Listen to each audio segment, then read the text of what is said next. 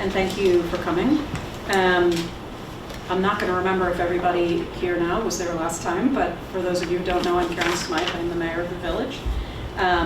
This is our second wastewater treatment plant operation informational meeting. Our first one was 4 weeks ago on April 3rd. Hard to believe, it's already May 1st. Since then, one of the things that we have done, which was a request, is, and what I wanted to do is show it to you, is this is the village website. It's redhookvillage.org. Pretty soon it'll be redhookvillage.gov, but not yet. And so under departments, you've got the sewer department. Here at the bottom, wastewater treatment plants operations. So this is a new page, and I want to acknowledge Deputy Mayor Melkorka Kjarval, who put this together, so thank you very much. When that first came up as a topic, I thought, oh my gosh, how are we going to do that? So what we did was we put together some background, which I thought was important to just give some context to this whole sewer project. It didn't start yesterday, it started a long time ago. And there's some history about the site. The site in 1949, I think it is, was an apple orchard. And so some of the issues with the land there, ultimately it was a brownfield site which was cleaned up. It was a $1.7 million cleanup.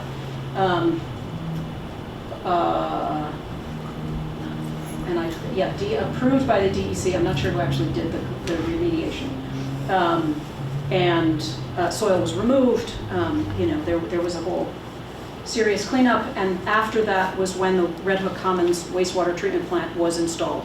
And that plant was installed, the cleanup was completed by July 2006, and then in late 2006, a Speedies permit, which is the permit from the state to discharge wastewater into a body of water. And so that was given in the end of 2006. So 2007 is when Red Hook Commons opened, and they now have, I believe it's 94 apartments.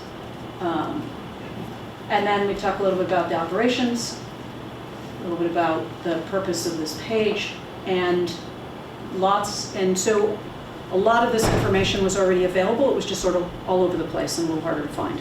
So it is now on this one page. You have a grouping of the monthly reports that get given at our board meetings, and then the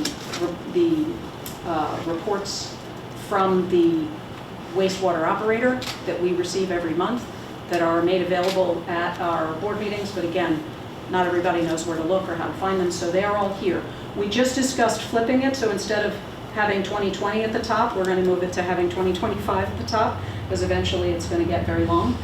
And then one thing that we are going to do, which was a recent request, was to add a section, and we'll probably add it here on the left, of recent updates.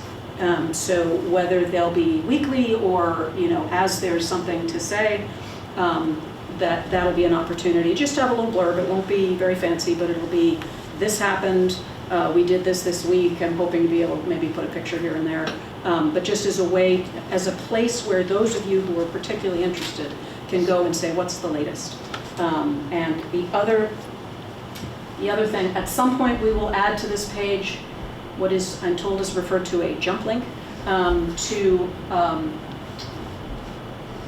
the report of concern. In the meantime, this is the homepage, and if you go down right there, right here, report concerns. All you have to do is click on that, and you have a whole form, and you can click all sorts of possibilities. Potholes, street light. You take a look. If there's anything we missed, let us know. But that's, and then you can just type in what your issue is. You can always call the village. You can always send me an email, mayor@redhookvillage.gov. But this is another way to send in a concern or a complaint. So I just wanted to give you that update because that's new since we last met.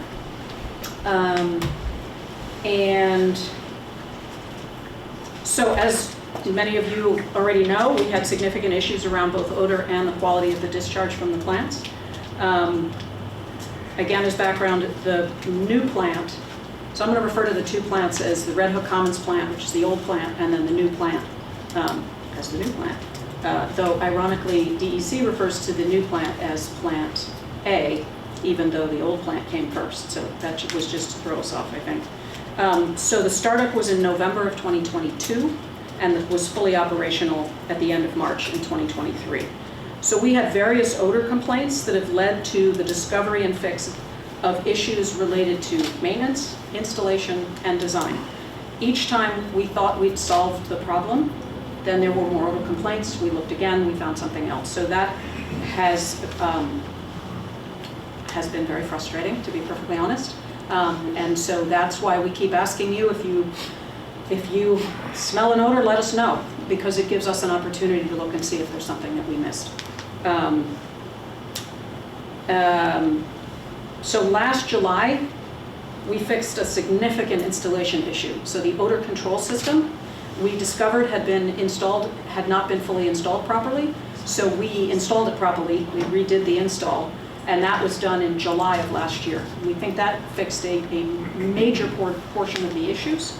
In November, we got a new series of complaints, which led us to look again. And we discovered that it was related to the equalizer tank, which our engineer is going to talk a little bit more about. But that's where the discharge comes in first. And the design of that had a very small odor filter system, and clearly it wasn't enough. And so the engineers designed for us a different way to capture the air and run it through the full odor control system. That fix was completed a week before our last meeting, so the last week of March, that we needed to wait for the ground to thaw. And so that was done the week before our last meeting. It seems as though the major odor issues have been resolved. It doesn't mean that there won't continue to be. There certainly have. We've had several odor complaints in the meantime. Let me just make sure I got my notes.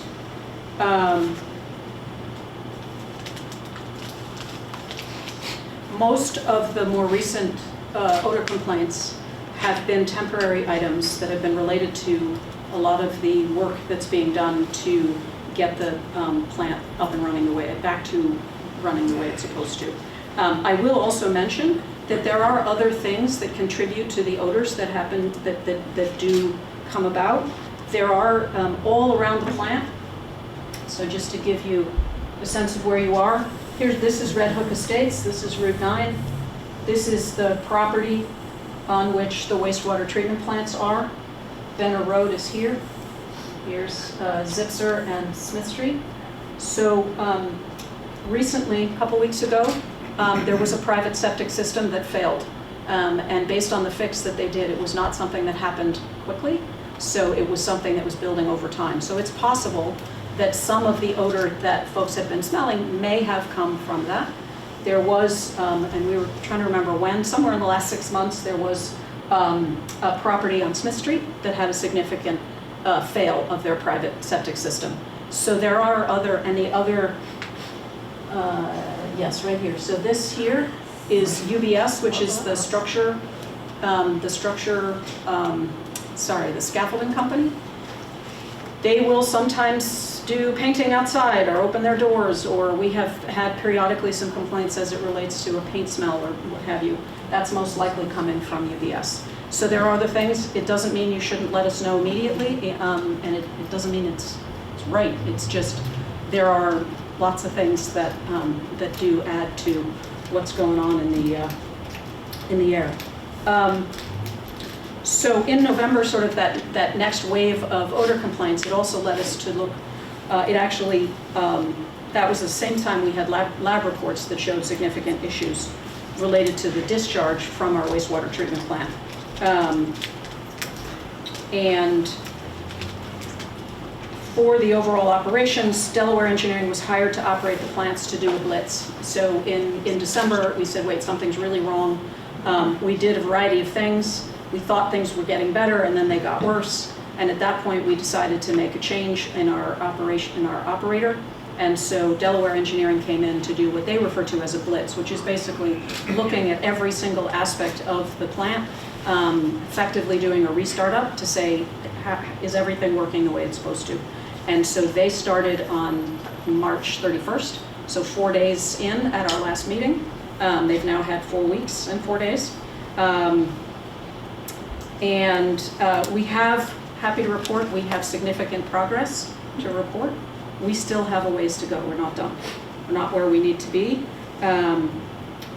Some of the elements are now in compliance. They are not all in compliance, which we expected, but it's certainly nice to see that we're making some progress. But with that, I'm going to turn it over to Robert Flores, who is with Delaware Engineering, and he's in charge of operations for the wastewater treatment plant. He's going to give you an overview of what they've been doing over the last 4 weeks. He's going to share next steps. We actually have quite a few coming up, and then we'll open for questions. Okay. I think quite a few were here a month ago. Is anybody who wasn't here last time? A couple of you guys. I'll go kind of quickly, and there'll be questions and answers, so I just want to go over the exact same stuff we did last time, right? But generally what we have here is the layout of the wastewater plant, and just about every piece we've discovered an issue or something that had to be addressed. But kind of like what the mayor was saying, kind of the first thing we were able to fix right away is start disinfection. And we've had some good lab results, consecutive good results on disinfection. The UV units aren't working, so we started with chlorine tablets. So we've been able to get our disinfectant by fecal count. So fecal counts we've been getting in the single digits, and the limit is 200, right? So that was one of our goals to do immediately, and that seemed, success there. The other thing. Excuse me, Robert. Yes. I don't mean to interrupt. I apologize, but just so I'm clear, is this for Plant A or for the old plant? So just to fill you in. So the old plant is completely out of commission. Fair enough. Right. Thank you. Sorry. So no discharge is going out of the old plant. All of the flow that goes there gets pumped to the new plant. So all the parts and pieces that we have ordered have arrived, and next week is the big week to get that up and running. The old plant. The old plant. So that's a very, very significant step, right? So we immediately were able to start disinfecting, right? It's a biological treatment process. You can't do biological treatment without biology. That's the mixed liquor and aeration tanks, which we call the bugs. So we were able to grow bugs. We've got a population that's providing treatment. It's not old enough yet, and it's not enough yet, but we're removing BOD, we're removing some ammonia. Robert, just to go back, Yeah. I think at the last meeting you mentioned that we were at about, was it 900 bugs? I forget the number we had last time, but It was below 1,000 for sure. yeah. So now we're in the high teens. Yeah. And the goal is? Well, so the target was to 2,000, but it's an approximate number, right? So But we're in the recent lab test, we were at 1,700. yeah, we've had numbers as high as 18, but it fluctuates. Like today was 15 something, right? Way better than we were a month ago. Exactly. So there's a population of mixed liquor bugs in there providing treatment, right? Which wasn't there, on March 31st. So, what we reported back then is that it appears the issue is that I'm pointing to this tank, but it's not the equalization tank. The equalization tank has pumps that are oversized, and when they turn on, they blow out the solids, which blind sand filters and go out the door, right? So that appears to be that was our theory, and it seems to have panned out that was the reason why there was no biology in there. It just hydraulically overloaded, it got washed out. So by controlling the flows in the EQ tank, we've been able to grow a population. Doesn't mean we don't have some bad days, but it's growing. So the next steps, besides getting the old plant up and running, which then will reduce the flow to this side, will be to get the UVs and the sand filters working again. So we need to replace the sand, we need to, got the electrics of the UVs, make them actually turn on and off when we want them to. So that's all scheduled for next week. It's a pretty ambitious week next week, so hopefully we get a lot of that done. And maybe if I, as a layperson, I can also just sort of the top, top right, where Robert's referring to the equalization tank. The idea is that's where all of the, what they refer to as effluent, which is basically the liquid from your waste, comes into the plant, and it's in it's a big holding tank. And so ultimately the equalizing so that there's sort of an equal flow, and the way the pumps were set up is they would stop and then they would go on, and now they're in the process of trying to just have an even flow into the plant. It goes into the big rectangle on the right, which is where where the bugs are, and it's all very curious to me. The bugs, basically the food they eat is what's in the effluent that comes in, and so they need to be mature enough so that they get hungry, so that they do their thing. And then it goes from there to a sand filter, so that it goes through the sand filter to get sort of the last bits that shouldn't be going through. And then from there, it goes through a tube that has a UV light lamp. And as it goes through there, that's where it gets the last of the disinfection. And then from there, it goes out to the discharge. So that's how it's supposed to work. And so what Delaware has found is that there's some issues with each of the sections. And so each of the sections have improved. The sand filter, we have all the sand, we have whatever, the old plant has some parts, some pieces that need to be fixed, but we wanted to get the old plant up and running before we replaced the sand in both sections. So we were waiting for, there are 2 valves that need to be replaced in the old plant, and we literally, I believe today, just got the second valve for the old plant, which is why we can schedule for next week the work that needs to be done in the old plant. And then once that's done, then the sand filters can be redone. At the same time, separately, we contracted with a company to fix the UVs. The UV lights do not fully function in both plants, and so we have, and he is apparently coming next week to do his work. So that's why next week is a big week. Any questions on that so far? Yep. So I see it's CT Mao. Are they the original designers of the plant? Right. And- Of the new plant. Okay. Have you guys checked the design basis on that? Because it seems like there's a couple things. Like, is the design basis, was that right? There's a few things that are off, right? Okay. So the flows are about right. The influent loading, they use the textbook, but the real life BOD ammonia that's coming in. Influent meaning the waste liquid that's coming in. Yeah, it's effluent from you, influent to the plant, right? So is high. Those are higher than was designed for. In some cases, some weeks, twice what was designed for. But also that's what it was designed for was considered standard. Right. They used the book number. So there right? doesn't appear it to didn't be- exist before, so. Is it appropriate for the flow that we're actually getting? So it's much higher. So you have pretty much just municipal wastewater, right? Mhm. You don't have industries, Mhm. significant industries, etc. Mhm. So you would expect to have a BOD of 200 or maybe 300 on a bad day, right? You're not supposed to have BODs of 500 or 400. What is BOD? Biological oxygen demand. So that's how we measure how dirty the water is. So the textbook says 220, 240 is normal for regular folks wastewater. So my point is, like, you can fix the plant because it seems like you have that issue that the plant wasn't installed right and probably wasn't commissioned. So you can. Just to clarify, it was installed. I would argue it was installed incorrectly, and it was commissioned, and it was approved by the DOH Okay. when it was put into service. So one of the issues we had early on was that the plant flow inches in the center, and it's supposed to it's equal, mirrored left and right, and all the flow is going to the left side.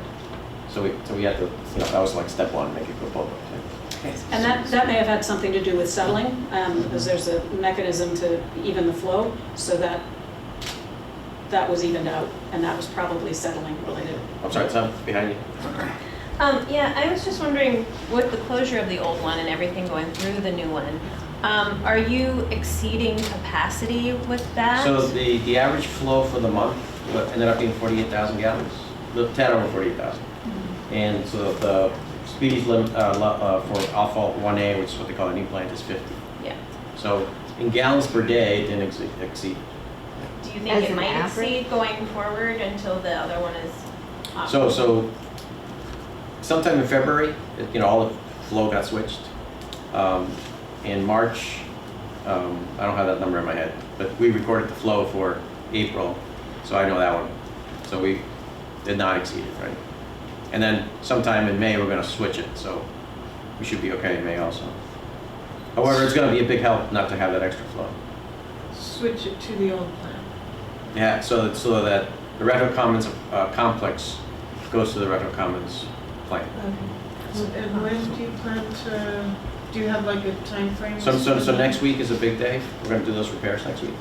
So we were hoping that by Friday we say we've done. And then, And then switching the next week, or? Well, no, but by the end of the week, yeah. assuming the repairs go as expected, Yeah, by the end of the next week, flow will be going to the new plant. The old, just Red Hook Commons though, through the old plan. That's right. So everybody in their own place, basically. Yeah. Now, the increased BOD level. Yeah. Is there any explanation for that when you're anticipating 250 as an average and all of a sudden? Why is it so high, right? Why is it so high? Yeah. It's hard to tell. It's just like I said, you don't have that. Oh, hey, there's a soda factory over here, or a juice factory over there, or a brewery over here, right? So you just have regular restaurants, right? And you have regular houses. So we haven't investigated that to upstream to see where that's coming from. Is it coming from just grease traps from the restaurants? Is it something else? It'd be double, it seems. It's But a lot, now, right? the flip side is we now know that information, so that we can now know to go look and maybe have some hypotheses as to where, and do some testing at the tanks. But so that adds to our struggles, right? So, Yeah. Robert, just a couple quick questions. Just so I heard correctly, the engineer for the Plant A was who? CT Map? CT Mail, okay. And just on this part of your explanation, you talked about the equalization tank.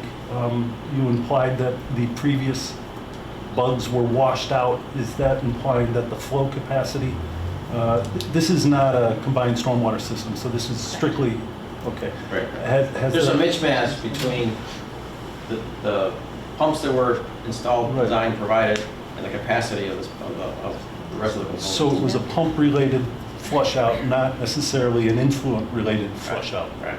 Okay, so the capacity of the system wasn't necessarily suspect, or at least not for that. Right, it's not like an old system that has I&I, or Yeah, right. where you have a lot of flow coming in. Yeah. It's just, it's either no flow or max capacity. Yeah. And then sometimes a second pump kicks on, and it's 2 times max capacity. Right, Right? And then a third pump could kick on, and then you have 3 times max capacity. right. And the sand filter is only rated for 50,000 gallons a day, 35 gallons a minute.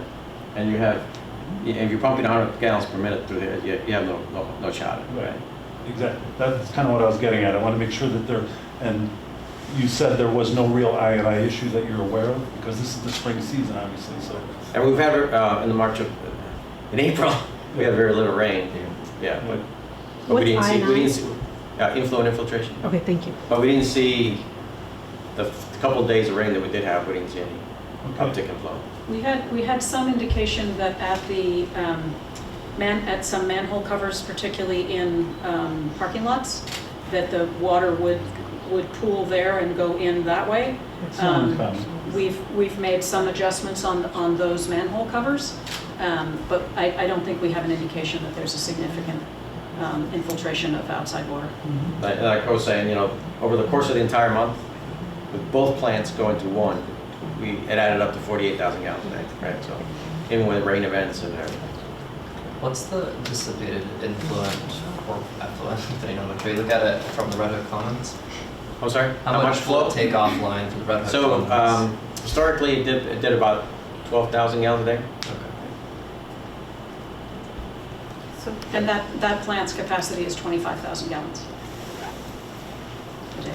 So I have a couple questions. Yeah. So when the old plant gets fixed and turned back on, essentially, we're starting from scratch again with no With that one. bugs, We gotta grow the bugs. all the whole process all Yep. over again. So then the water that's being pushed through that plant is untreated / partially treated water all over again. Okay. Right, we don't expect, if we put it in operation and next Friday, you know, on Monday, we took a sample, it's not gonna pass. Okay, so then, a follow-up question is, if you're going to replace the sand filters in both units simultaneously, what happens to the influent during that process? Where does it go? Well, we have the ability to stop it for a couple hours. Okay, Yeah. and then just, Like, for example, the equalization tank, we just shut off all the pumps, okay. and then there's no flow. Who uses the new one? Like, what waste goes there? So actually, on the website, there was a little schematic that showed, but it's basically properties that face 199 and Route 9. Okay. Yeah, that's probably the best, yeah, it's properties along from Morgan's Way up to Mazzi's, and out this way to, right to Linden Avenue, and that way right to where Red Hook Electric was. So part of the problem is that there was deferred maintenance on this and things were not exactly taken care of. And we For can the old see- plant, that's correct. Yes, Mhm. we can see that it takes a fair amount of work to keep this up. So going forward, is someone going to provide an operations and maintenance manual, a procedure that someone who's trained can go ahead and make sure that this thing doesn't start to fall into disrepair? Because this is now not like, I understand that your role is limited, at some point it'll fade away. Yeah, we're short But term. we're here for 25 years, Yeah. and we don't need this to happen again. All right, So- 100%. I completely agree with you that we definitely don't need this to happen again. First of all, so the Red Hook Commons plant is about 20 years old. So, you know, there's sort of a normal expected, there should be regular maintenance. There are O&M manuals that exist. And the plan going forward, the idea for Delaware Engineering to come in was to be, and again, they refer to it as a blitz. Like, they had engineers swarming the property. Our DPW foreman was like, there are too many of them. And to do all these, like, look at everything soup to nuts, get it back to where it is. What the next step is that, and this is something that I think, I'm not sure I articulated well, there are daily things that need to happen. There are daily tests that need to take place. That person does not need to be fully certified. That person, you know, to check how the solids settle, to, you know, use the equipment to test, to write it down. That person does not need to be certified. That person needs to be supervised by someone who is fully certified and licensed. So the plan is that we will replace Delaware Engineering, and right now we have a village employee who's doing that daily stuff already as we speak, and Delaware is doing the oversight, if you will, and checking and trying different things to follow. And so the plan is to have a different company replace Delaware Engineering, who also does this for a living. That there are several companies that we are considering, and we will be reaching out to determine which, and their job will be to make sure that we are staying in compliance, and also each year we will get from that company, what do you see as something that we need to do coming up for regular maintenance and longer term maintenance. So that's the plan, that's the opportunity. And you can understand where we have some skepticism about, Absolutely. you know, the effectiveness and the dedication to that plan. Mhm. So is there a way that ongoing, this is going to be communicated to us that, yes, here is, we are following the procedures, we are looking at things on a regular basis. This is the cost level of the day, right? Yeah. In 2 years, there will be something else, but this is still here for us, So. who live on Smith Street. Sure. So I would say that, we also are skeptical, having hired it. We thought we were doing the right thing, and it wasn't all being done the way it was supposed to be being done. So for those of us who've lived through this, we will certainly keep an eye on it. But the other, again, by having the website that we have, by adding the updates, by having, we do report monthly at our monthly meeting, the reports that we get, but having them all together. And frankly, we test, right now, we are testing weekly. We normally would test monthly. And so when we go back to normal, those monthly test reports, when they come back, if there's any blip, it's like, what's going on, what are you doing, what's happening? And then the other that we plan to do is to have Delaware Engineering do an audit. And I'm not sure what the right time frame is. Maybe for the first year, they do an audit every quarter. And then they could do, every 6 months, but and absolutely no less than once a year to make sure that the regular operations are what they should be with fresh eyes.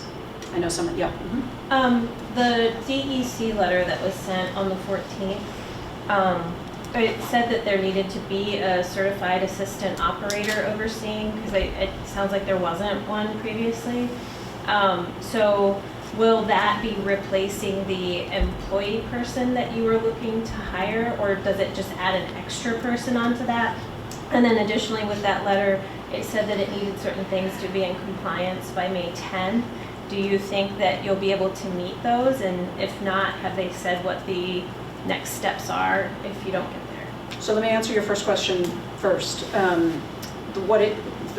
prior operator had an assistant operator, but that person left. So at the time of their inspection, they did not have one. Now with Delaware Engineering and Robert Flores is our operator, and we have an assistant operator who is with Delaware Engineering, who's registered as our assistant operator. So the plan would be that the new company would provide the operator and the assistant operator.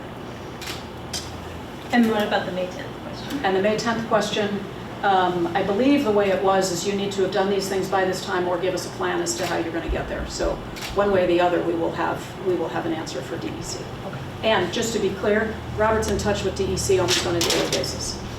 As soon as you get this thing all going and everything, you're talking about testing every month. Is that correct?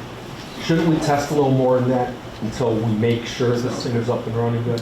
So, because I don't want to live in a month of smell. Right. When the summer's coming. Well, That's not going to work for me. couple things. One, right now we're testing weekly. Yep. We won't, and that's actually a requirement of DEC. DEC is not going to let us go to monthly until they feel that we are at a point where we can go monthly. Secondly, there are daily tests that are done. When I say, I'm talking about a sample that we send out to a lab, but we have equipment and means to do testing on a daily basis. That's what our employee is doing on a daily basis. So if something starts going out of whack, we know it within These are plant that day. effluent tests at Plant A. The effluent test, and you're going to have to help me on some of the Yeah, details. so we can There's test- some things we can check Yes. with simple equipment on site, Understand. and then there's others that goes to the lab. So what Example, goes to the there's, lab is happening on some. Like the solid oxygen is one of the limits, right? We have to keep it above 7. So we test the solid oxygen daily at the plant, right? Sure. And that's an indication of how clean the water is going But out. these, in general, I was just asking, these are the operational tests for the Plant A facility? Yeah. Yeah, okay. And when there's two, because it's permanent that way, we'll sample both sides, right? Yeah. And just as an aside, the dissolved oxygen that we are now testing daily is at 9.8, I think. Yeah. And it's supposed to be a minimum of 7, so, and it was at 2, so that's another indication of positive. Go ahead. Once Delaware fades back and you have your more lower level oversight, how often will It's that not lower certi- level, it will be the same certification, the same licensing. It'll How just be a often different will that, engineering. how long will that assistant be on the ground, on site? You mean how, Like how often, many how hours, how many frequently will they days, be et there? cetera? Yeah. There's the, trying to remember, it's There are minimums. there are right? minimums. I think it's at least twice a week, and it's several hours at a time.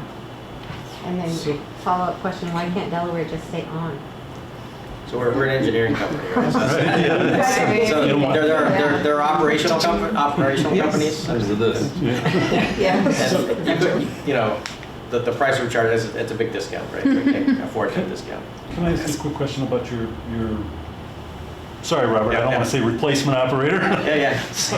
The long-term operator that Transition. you plan, are you going to bid for that? And if so, I mean, you can put out requests for proposals for that So- position? And if so, have you considered keeping Delaware Engineering on for the proposal review process to help shepherd the village through that?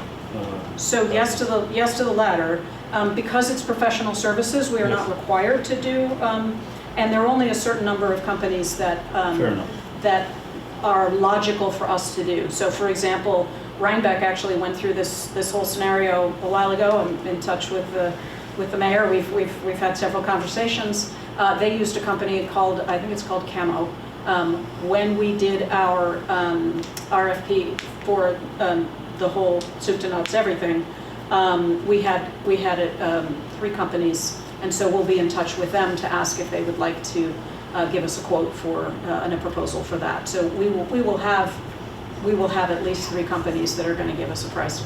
We'll certainly speak So with. that did happen, right? So in January, you advertised for an RFP for Yep. operations, and you had H2O, and you had somebody else respond. And and we helped them North through that review process. Yeah. It's just that those costs came really high. Yeah. And so we'll take that information and reframe it for what we're asking for. He's But going to serve as a consultant in proposal review. Is that what I'm hearing? that's a formal way to say what he'll do, yes. The form, the reporting form, I took a look at that, and I was wondering how quickly that goes through, because I know right now we're supposed to call the DPW foreman, and that's instant, you know? So if there's an issue, and it goes through that form, is there like a long lag time before it gets to the right people to check things out, or how long does that take? Well, because it's an email, we have a couple of I think I get it, and I think the clerk gets it. I don't remember, I have to remember. But so the issue with it being an email, if someone sends it in at midnight, nobody's gonna look at it. No, but like the Unless we're online not sleeping. form, that comes to you in an email, or? It is set up to go to, I believe it's me, and I believe it's the clerk who gets the Depends on email. category. Depends on What's the that? category that's selected. Ah, okay. And then So if it it's sewer, sends it automatically to whoever needs to be informed, to an Okay. email. So for the sewer one, if there's a problem, does it go straight to Jake, like to the foreman, so he'll get it right away to check out? Yep. But it would be in his email. Yeah. In his He gets it. email. Oh. Yeah. So this kind of just some housekeeping questions that you mentioned about the previous engineers that were operating the old plant, or whatever the name previous was. operators. Previous operators. Is their name of that engineering firm, is that on your newly created section of the web, your village web? The Or name. can you just give me the name of them? Yeah. The sewer C3ND. operator that we used to use Yeah. was named C3ND. That was the name of the company. Thanks. And you'll see on the website, the reports from 2020 through March of 2024, 2025. Actually, I don't think we have the March report up yet. Or do we? We do. That's all from C3ND, and it's actually listed that way. That's beautiful. That was my next question, is that you're now including all of the required monthlies and annuals on That's there. yes, Great, that's great. what I showed on the website, and I That's printed it out fantastic. in case I didn't make it work. Yeah, fantastic. So this is what it looks like. So C3ND monthly reports 2020. Nice. It's just going to flip around and be 2025 first. So I didn't print out the last page, but so 2025 is on there too. Great. Also, is the 2006 plant Speedy's permit as well as your draft, or maybe it's already approved Speedy's permit, is that also This- going to be posted on there? The permit itself? Whether it's the draft or the final permit as signed? Well, we have a full Speedy's permit for both plants. It's this under the same permit number. Right, but are they posted anywhere online? I'm not sure we posted our Speedy's permit. I suppose we could. Yeah, I was just trying to get the right names and numbers and stuff, because I was actually perusing through the DEC website, and I didn't really have the right data, so I was just I trying to hear get you. leads for both the old and the new speed use permits, or if it's. So it's on the one, city. it's one permit. Right, and they did an action change, and so there was a new. Yes. So So there was a it new added, neg deck it given for added the this. new plant in 2020. And you'll notice that the permit needed renewal last year, and so the village did that renewal process, Okay. and they haven't issued the permit with the new date, because it's, they call it administrative renewal. So anyway, so that's, So they're in the process of In the reviewing process. everything. I know several people have made comments during public comment. And I so think that that's you part of the you guys process. notified that they're gonna review it. They asked for They're a extending, couple they more asked months, for right? extension. Yeah. Yeah. Robert, in your opinion, if the plant is operating the way it should, is it designed to handle the capacity that it's being asked to do? Is it an appropriate plant for what we're asking it? Well, it should be able to do it if the influent loads and flows. So there's no design problem? So, you know, there's things I would have done differently, right? And there's a different way to skin the cat and all that. And, you know, but Robert, can Yeah. I ask, did you look at this historical flow data from the old plant, obviously?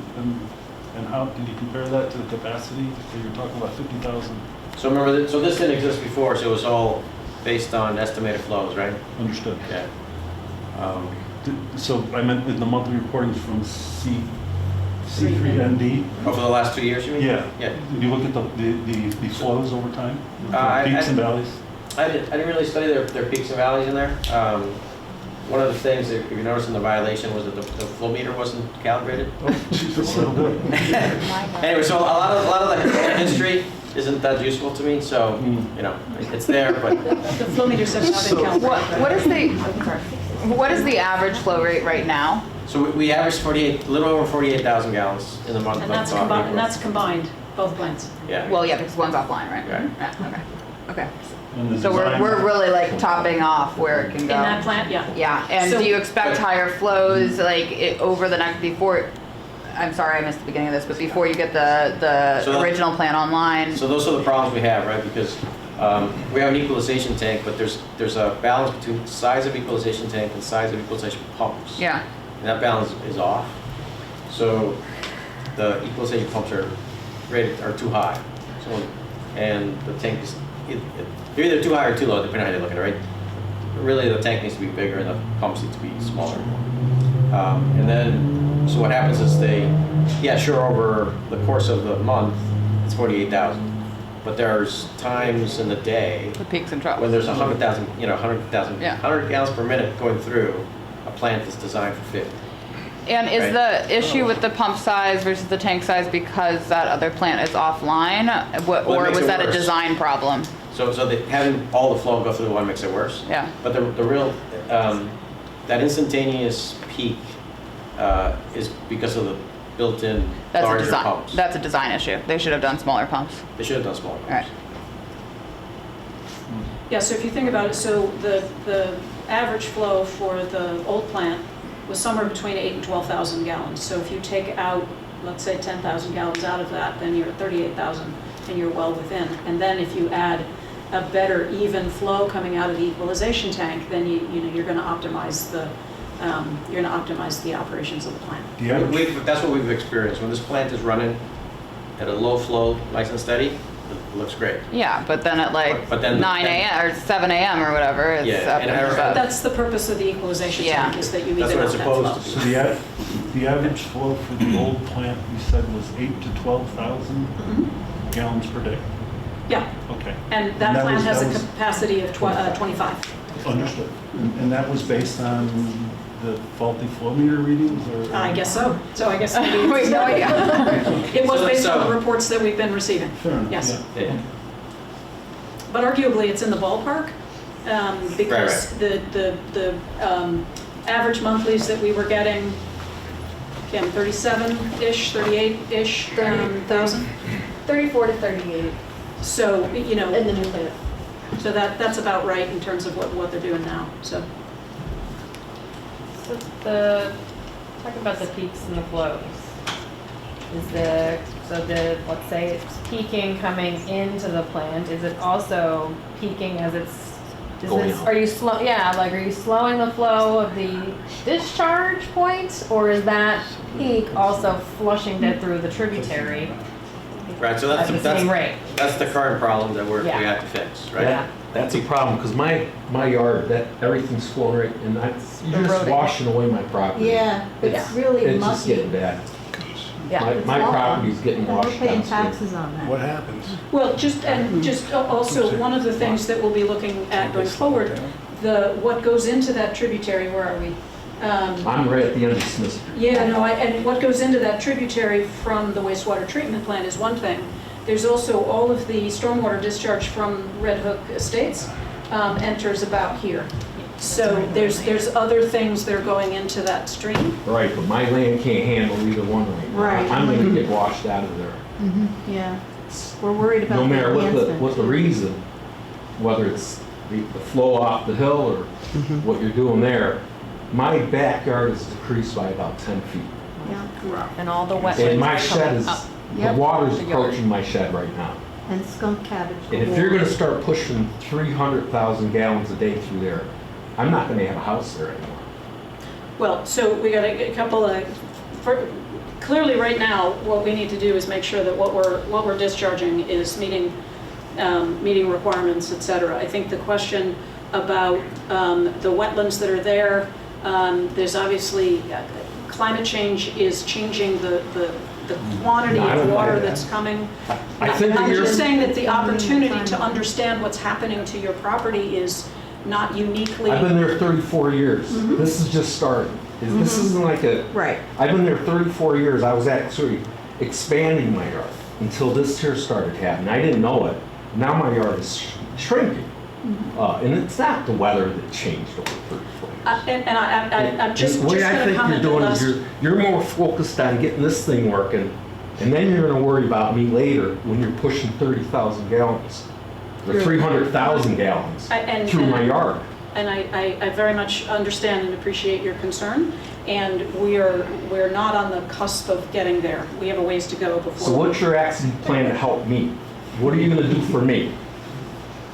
Probably the Besides most push important- 300,000 gallons through my The yard? most important thing that we, I think, can do for you is to make sure that what we are discharging from the wastewater treatment plant is I don't even care is in about this, because I'm not even hooked into it. Right. Well, So, I'm taking the away blunt, all the- I'm taking the blunt of this whole thing. And I'm paying a lot of taxes, and my assessment just went up, and I don't, by 30 grand. Right. So I'm gonna get taxed more for something I don't get to use. In the meantime, you're gonna wash me out of there.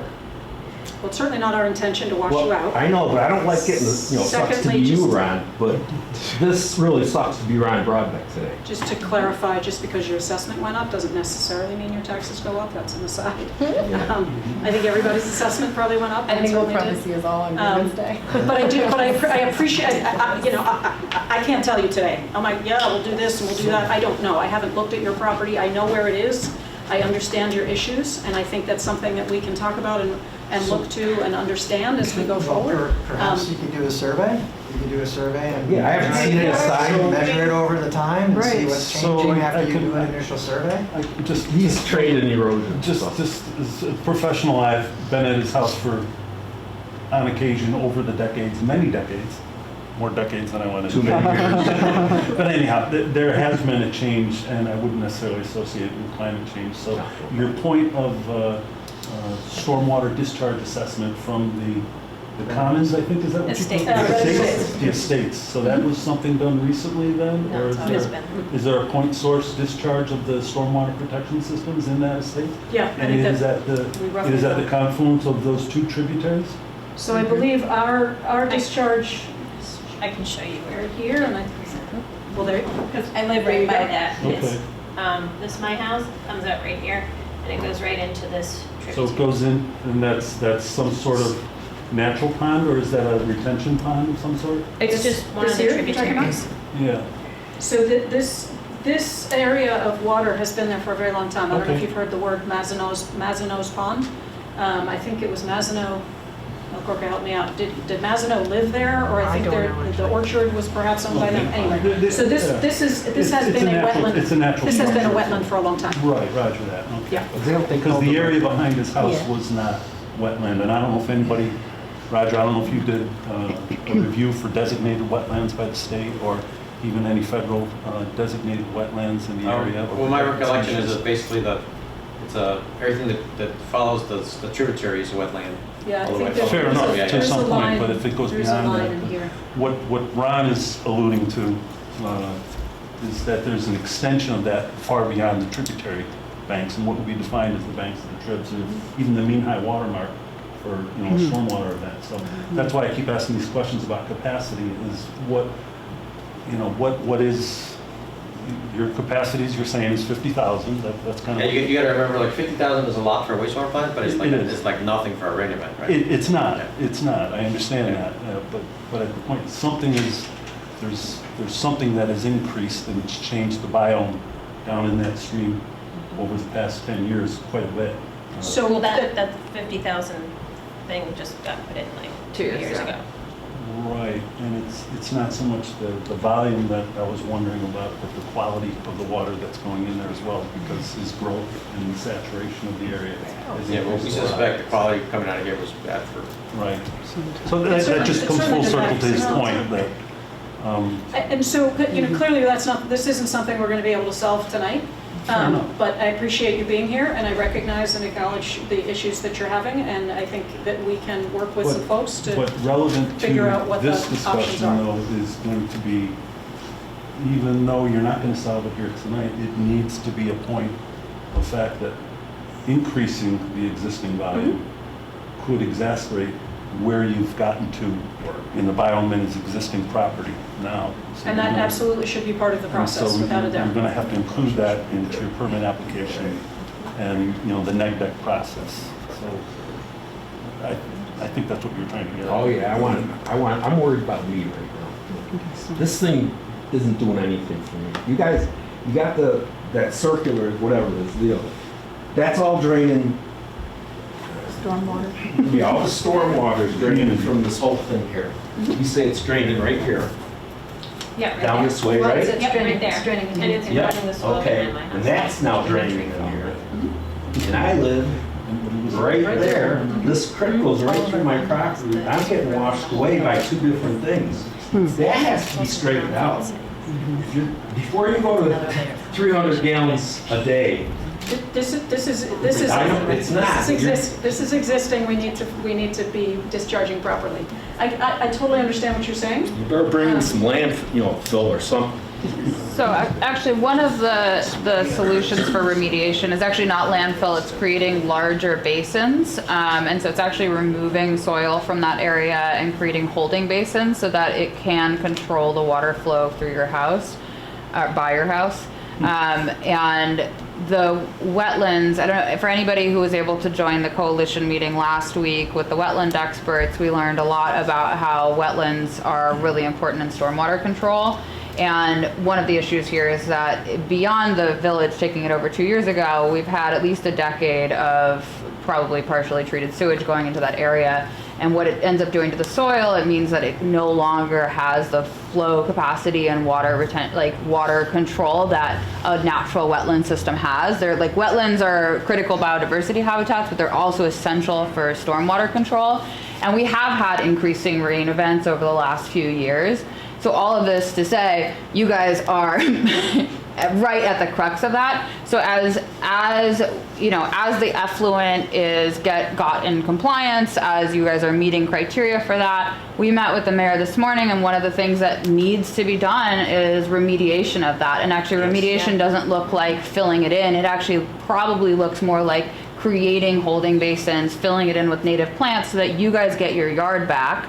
And as part of that, an environmental assessment to understand whether or not it's remotely feasible to increase the flow rate, especially given the erosion, the additional water that's coming from the estates, et cetera. And so what we've asked the mayor and the supervisor to do is reconsider this expansion plan that is coming with like 20 years of pressure to put it in this spot, but reconsider where that goes and part of that is actually doing a full environmental assessment, impact assessment of that site to understand whether or not this system in this site, especially perhaps originally, maybe it could have withstood 300,000 gallons a day, but given the number of years of decimation of the ecology of this area, it possibly may not be able to support this. But before any expansion is moved forward with, A, getting that effluent fixed so that we're not dumping sewage into it, and B, doing a full assessment to understand whether or not, even after remediation, the system can actually handle that large volume.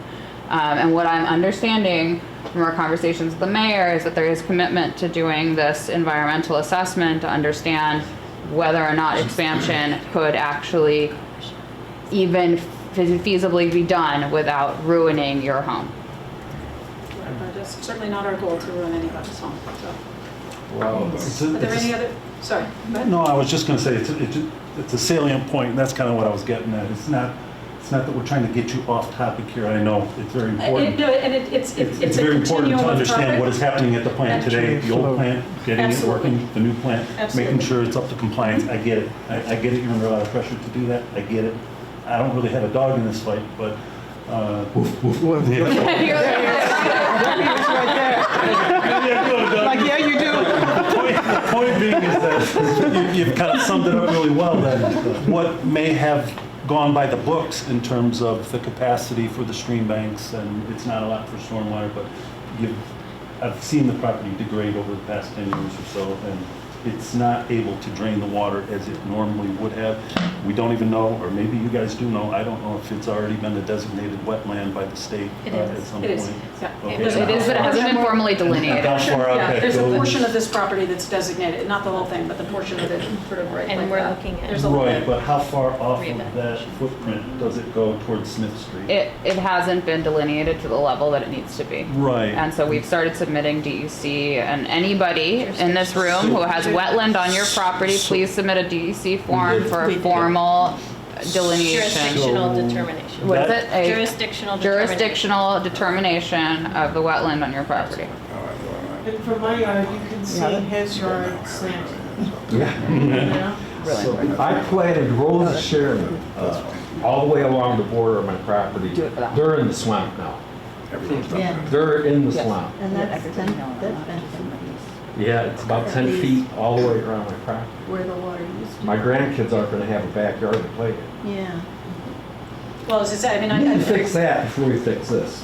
You know, this is very important to me. Totally get that. We need to fix that, and we need to look at what's going on for you, for sure. Jim?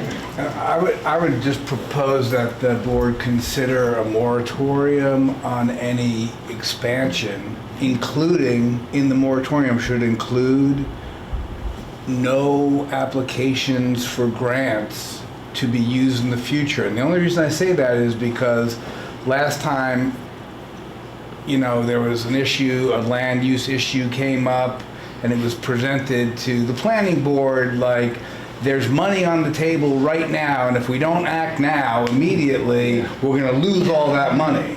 So I'm worried about these grants getting secured in the anticipation of, just so we can make sure they're there, just in case we want to expand. And then there's gonna be a lot of pressure on the decision makers that like, we have to use it or lose it on this money. So I think the moratorium for an expansion of the sewer should happen. And I think the board should consider that for their consideration. And when they're considering it, the moratorium should include no applications for any grants in the future until the environmental assessment that you just, I don't know your name, sorry, that you just mentioned is conducted, and remediation of existing properties that have been damaged have happened, and then we can apply for grants. But I don't really want to put the grant cart before the horse, because I think there'll be too much pressure on decision makers to grab that money before we're ready. Another way to look at that, however, is to apply for grants so that we have the funding to do the kind of environmental assessments and remediations that are required. So there are a couple of different ways to look at that. But they were found to not be required based on the environmental assessment form that was already done. And, you know, looking that over, it seems like I totally get you did it in compliance with the laws, but it probably should have been filled out by an environmental scientist, because I don't think all the answers on there were entirely applicable.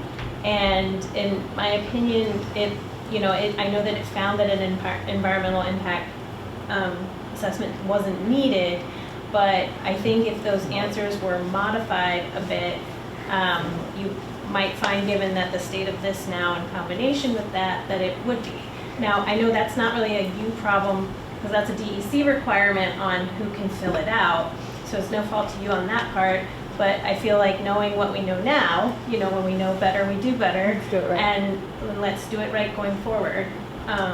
You know, I think it would really show to everybody here that we're putting everything on the table to know all the information before we do any more to this property. I mean, that whole area has been so abused for decades, you know, like even before anybody was putting plants on it, you know.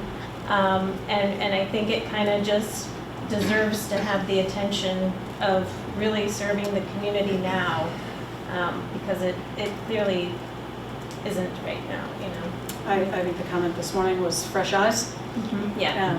So I think that's a, you know, we appreciate the comments Required for very much. this? Nope. Any other questions? Not for this or Yeah. the expansion. Not so much a question. but Yes, yes, comment. you've got something, you've got an event to I'm with the Saco share. watershed community, and I just want everybody to know, we're kind of here as sort of an advocate for the water, for the whole Sawkill and the watershed. And on May 17th at Montgomery Place, the watershed community and Bard College is hosting a community day. We'd love you all to come. There'll be some experts there. It'll be both educational and recreational. It'll be very oriented toward families, so a lot of children's activities. I think it's a good way to kind of gather in perhaps a more positive kind of atmosphere, but also educational at the same time. So May 17th at Bard, I think folks who've been signing in will be on the distribution list for a formal announcement about it. Will you have the drone footage that goes along the Sawkill? Actually, That's awesome. yeah, with the one that was set to the electronic music. Oh, I don't know. Oh, yeah, that was turned into an art. It's on the Sawkill Watershed Community website. Yeah. It's drone footage going Yeah. all the way up the Sawkill. Correct. It's very cool, Yeah, actually. yeah. There's actually one of the Bard professors did an electronic music performance to that I drone did not footage. see that. Okay. Can't wait for ballet. We will have we'll have a fair amount of artwork there related to the Sawkill. Great, so May 17th. May 17th, I'm not 100%, I think it's from 10 o'clock to about 2 o'clock, but it'll start out with some refreshments, and then there's some educational and recreational activities, and hopefully it'll be a nice, fun family day. Thank you. Okay. That's wonderful. Sawkill Watershed Community. Robert or Karen? Karen, do I understand correctly that for the old plant or Plant A for the modification of the permit, to complete the modifications of Plant A, there was not an environmental impact assessment done, or was there a neg deck given? There was a secret type 1 with a neg deck. Just type 1? Yeah. Okay. Coordinated That would have review. been, I mean, for the- that would have been back when the new plant was, that would have been, I don't know, how long, 5 years, 6, 7, 8 years ago? Yeah. Okay, so with But then the- we also did it for the expansion. We did it, but that, yeah, separate With things. the existing modifications and the issues that have occurred since 2122, have you, as the DEC, changed their position and decided it's time for a neg deck, or for an assessment on this? No. No. Okay, is there any plans on you guys to push for that, or? So To be there's- perfectly honest, from my standpoint, I'm focused on this. We need to get That's what I mean over the for hump, this. over the hump of making sure that we're in the right spot. I'm not sure that I'm following your, Well, Talking about you're the doing a major expansion. modification to an You're existing talking about an facility. expansion. Not the expansion, for the modification to the existing facility. Oh, well, this is from a DC's from a secret perspective, this is a repair. type 2 action. Okay. This is a repair an existing facility.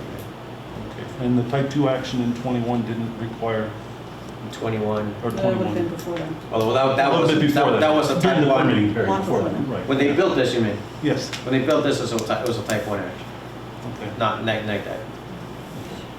Yeah. I think, go ahead, Kelsey. So I live right next door to Ron and Karen, so I'm also on Smith Street. But, you know, you might not be able to answer this, and maybe I should direct my question to you. we smell all kinds of smells all the time. And I've gotten to the point now where I'm like, oh, that smells like a little chlorinated water. That's the water smell, and the breeze has changed. Oh, okay, that definitely is coming, the breeze is coming from the plants. That's an odor in the air. So, like, for example, my husband literally just texted me 3 minutes ago saying, I smell sewage. So I let the dogs out this morning, 6:30 in the morning. I got a whiff of sewage. And then, you know, at this point, I'm like, am I crazy? So I have somebody else smell. And then sometimes it dissipates in 5 or 10 minutes and it's gone. Depends on the wind. Depends on the wind, depends on the source, depends on the situation, probably whatever's happening at the plant at any given time. But I mean, I have contact, I just texted Jake just now. Jake's very good about getting back to me right away. But, you know, it's 9:30 at night. It's on a Sunday. It's 6:30 in the morning. Like, what are the causes of these intermittent odors? Yeah, well, we haven't, I'm glad we're getting the calls so we can try and diagnose it, right? Right. And obviously we don't know the answer to all of them. But some of them have turned out to be, when the EQ tank gets really hot, it blocks, there's a suction pipe that sucks the air into the odor control. You know, the EQ tank gets too high, then the water level's higher than the pipe, and so it can't suck the odor out. So that's a new discovery, you know. Last couple of weeks, that kind of like, hey, that's what's happening. Some of the other days, like the one you had at 6:30 today, Okay. or you called it 6, Jake was on site by 6:30, and he's like, I can't find anything. The tank is low, Yeah. the doors are closed, Yeah. you know, all that kind of stuff, right? So sometimes we can, we can tie a complaint to an issue, Right. but sometimes we can't. Do you think that when this is fully operational and all the parts are working, hopefully as they're supposed to be working, should we be smelling odors from this site? You shouldn't. Never. Well, never is a big word, but you shouldn't, right? Right? Like if it's functioning properly, we should not be smelling anything. You shouldn't be smelling. Right? Because we smell it all the time. That's why- And that's why obviously it's- it's not working. That's why everything's covered, and everything that's covered has an odor control, right? Right. I mean, there's always, there's always, something could go wrong anytime. Somebody could leave the door open, Sure. et cetera. So, And I don't want to downplay the importance of us making sure that the plant is operating properly, et cetera. Right. There are also individual septic tanks all around you. And so there's always a possibility that something could be related to that. of course, which for the first 6 months of this, we all thought it was us, right? Right. And No, I God get it. forbid, I start complaining and it's me, I don't want to, right? I don't But- want to elevate that, but it is a possibility. It has happened. Of course, but, you know, I've personally lived in my house for 10 years, and this has all started 18 months ago, when all of this started falling apart. So, it's just been extremely frustrating. So just a couple of things to add to it, right? So a treatment plant that's working correctly, you shouldn't get those odors, right? But the wastewater that's entering the wastewater plant, that smells terrible, right? So, and that, there's no fix to that. You just gotta capture it and treat it, right? But it's enclosed, it's encased, right? I Right. mean, I think that, now it is, right? Originally it wasn't. What do you mean? What do you mean? Yeah, tell us more. So it enters, I keep pointing to here, but it's because it's roughly here, it's not in the drawing, right? So the wastewater, all it comes through a pipe, right, 6-inch pipe, into the equalization tank, right? So if you open the lid to that equalization tank and smell it, it's what, your nightmare, right? So that had a That's small... my reality, yeah, now it's what we're living. So it had a small vent with a little carbon filter on it, like literally like this size, right? Wow. And so that wasn't nowhere near enough, right? So that's what Karen was saying. That's one of the fixes, right? DPW tied that vent to the suction end of the carbon odor control unit that's here, right? So that is now then the way we have it's kind of tough to detect odors, but hydrogen sulfide is one of the things, right? Because we know it's a sewage and you can measure it, right? So we can measure hydrogen sulfide in the EQ tank, and we can measure hydrogen sulfide coming out of the odor control unit. So, it's something here and it's 0 here, right? I mean, there might be other odors, but we can't measure them, right? So anyway, that was a recent fix. That was a like end of March kind of fix. So we have a long ways to go to get back to where we should be, to regain your trust, et cetera. That's why we're here. This is obviously not the end. This is part of the process. And actually, we were going to suggest our next meeting to be June 5th, I believe, whatever that Thursday is. And in the meantime, we'll put updates on the website on the wastewater treatment plant page. And we just need to keep doing and getting better and I have another question. In your opinion, this is not my world. I don't live in this engineering world, but I'm learning a lot about it. Is the center, and this hindsight, right, because it's here now, but is this typically placed in the center of a village? Yeah. Or is this plant, this type of facility, usually placed not with residential homes immediately surrounding it? So in most villages around the state, what you find is if you go to the low spot next to the creek, that's where the wastewater plant is. Right? Now, what's happened over time is that low spot next to the creek, when it was built, in this case it's this recent, but sometimes it was built in the 70s, right? It was in the woods next to the creek. Now it's surrounded by houses. Right? That's the case in a lot of places. but this was this. I can think of very few places where it's isolated. Right. I mean, and this location was a brownfield, and there are very few things that you can do with even a remediated brownfield. So it wasn't a pristine site even before the homes were built. But we're just gonna add to it. Well, it shouldn't. I mean, honestly, because our house was built in the '60s, so our house was there before any of this happened, right? Not that I've been there since the '60s, but our house in the neighborhood was. So this all came about. But it should. It should. I mean, obviously, if we are operating the plant properly, it shouldn't be adding to your discomfort. Yeah, Zoe. So I understand the focus on fixing the effluent. We don't want raw sewage coming out or partially treated sewage coming out of that plant. And, I hear a lot of concerns, and you've heard concerns from us about the expansion. And we know that based on the EAF submission, that an environmental impact assessment wasn't required. And what I think would go a long way in terms of not just trust, but just like support and especially the residents who live by there feeling okay about it, would be the village going after an environmental impact assessment. And my request would be to work with the Sawkill watershed community to understand what should be looked at within that, because I understand there's a lot of different types of environmental impact assessments that could be done. And so by the June 5th meeting, in tandem and parallel to the engineers doing the work on this plant, coming forward with a proposal for an environmental impact assessment to be done on the site, given its sordid history of the brownfield, of our increasing climate change events, and of the last few years, or possibly more, of contamination, sewage contamination at this site. There was a suggestion for a moratorium. Just even before that, in the next month, moving forward with getting an environmental impact assessment in the works, and having the water quality experts and ecological experts help guide the way as to what that might include and look like. And to be equivalent to the DEC one that would have been required, I think.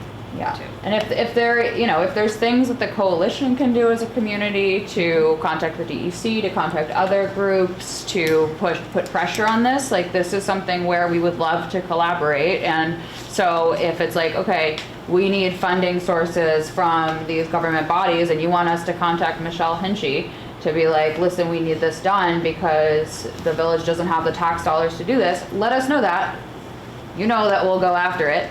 But I think that is something that's like really critical in parallel to getting this fixed, to understand what has happened to this site while you guys are pursuing these grants. Like, I think I don't know you. Hello. Like this, we do not want to end up in a situation where you have the pressure of, let's grab this grant, we have this money, like we're writing these grants, you have a new trustee who's writing grants, all this stuff.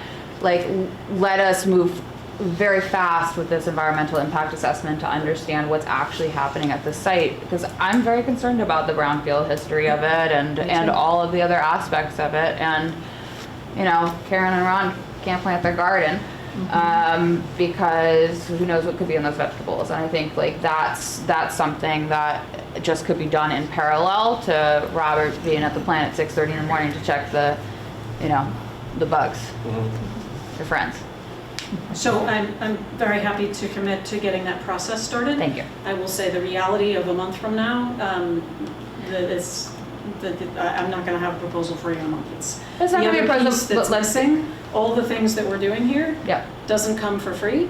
Yeah. So part of what I need to do as they're doing what they're doing is figuring out how we are going to get funds to make sure that we are doing what we're doing. So there's a lot going on. Totally understand. You know, Yeah. so I'm very Yeah. happy to commit to getting the process started. Yeah. I think doing an environmental assessment to assess all the history, you know, obviously there's a lot of history, there's a lot of things that, you know, the huge cleanup that happened, you know, what is that, 20 years ago? You know, lot of different moving parts that I'm learning about as well, and obviously the many people of the board as well. And so the process to do it right, I'd rather do it right than do it fast. Yeah. I think if we can do it right and efficiently, Yeah. I'm also learning that in government things don't go very quickly. Yeah. So that's the other. So I'm very happy to commit to getting the process started. Yeah. And again, for us, as the meeting we had this morning, the next step is to have another one. Yeah. So I think we have lots of opportunity. And as we both said this morning, my goal is to turn this into a positive. Yeah. Nobody, frankly, wants to be here. And so, yeah. Happy Thursday, guys. And you know, I am of this community as well. I care very deeply about what is happening, and you know, at some point it's going to be, how did we get here, and how do I put in place in concert with the board systems that make sure that whether it's me or not, that this doesn't happen again. And that, I think, is sort of part of the thinking of, you know, how do we do that? What do we do? And your comments, your being here, your reaching out, all of that matters, and I really appreciate it. And so that's why we will continue to do this, and we will get to the other side, and we will continue. I do want to, you know, I realize that you all are living the downside of a wastewater treatment plant. There is very much an upside to a wastewater treatment plant, and we have our water supply comes from the aquifer on which we live. By minimizing the negative that goes into the water, we are protecting our water supply as well, and so that is also important. And so we're trying to do all of those things, and so again, thank you very much for being here. This evening has been reported by Panda. It will be on their website. Please continue to communicate. Continue to let us know. As you say, the 6:30 this morning, we're not quite sure where that we didn't find anything, but it's also telling you that we're there and we're checking. And Jake said somebody was going over there right now. Yeah, so you know, we very much appreciate that information, because we really do want to get to the other side and have a properly operating plant so that we can then have, you know, the next type of conversation. So again, very much appreciate it, and we'll see you again on June 5th, assuming that's the Thursday. I think that's the Thursday. And again, any questions in the meantime, mayor@redhookvillage.gov.